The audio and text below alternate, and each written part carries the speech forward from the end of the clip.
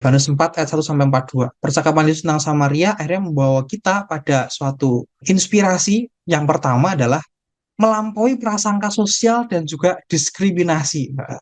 Ketika Yesus berbicara dengan perempuan Samaria, seorang asing, laki-laki dan perempuan yang tidak berelasi, orang Samaria pula, itu dianggap najisnya udah double-double gitu ya oleh komunitas Yahudi. Dan barangkali yang bisa kita bawa pulang adalah kita menentang sebetulnya segregasi ras, status, gender, di sosial masyarakat ataupun di gereja. Dan gereja sendiri memang dipanggil untuk menerima kelompok yang marginal. Kemudian yang kedua, ini adalah pencarian spiritual di era yang haus akan kepuasan. Perempuan itu mencari air secara fisik yang dapat diminum. Tapi Yesus menawarkan air hidup, yaitu Roh Kudus.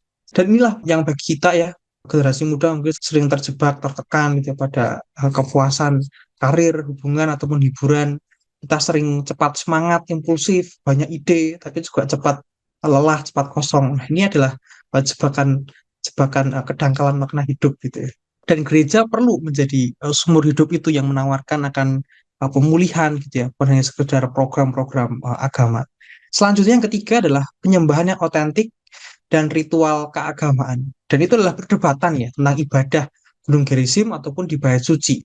Tapi itu bisa diatasi oleh penyembahan dalam roh dan juga kebenaran. Kita dalam menyadari bahaya formalisme atau ritual keagamaan yang terus-menerus dilakukan tapi tidak punya esensi atau tidak punya hati, itu adalah satu kesia-siaan. Dan yang keempat adalah pertobatan yang menghasilkan satu saksian. Tentu itu sudah dijelaskan bahwa perempuan Samaria yang dulunya terisolasi, merasa menajiskan gitu ya. Kemudian dia terpanggil untuk menjadi penginjil bagi di kota Samaria. Dan yang kelima tentu Yesus peduli pada mereka yang tidak layak. Dia menyentuh kehidupan orang yang berdosa, orang yang dinajiskan tanpa menghakimi. Dan yang keenam, ini bagi saya yang cukup penting, yaitu adalah misi lintas budaya, gitu ya. Bahwa orang Samaria, dia bukan orang Yahudi, dia menjadi percaya. Saat ini kekristenan tumbuh sangat pesat, terutama di Indonesia bahkan, dan ini sebenarnya mengingatkan ya, agar gereja, agar aktivis gereja juga termasuk di dalamnya, agar tidak menjadi kelompok yang elitis. Dan kita, gereja ataupun umatnya dipanggil untuk melakukan dialog antar agama, gitu ya.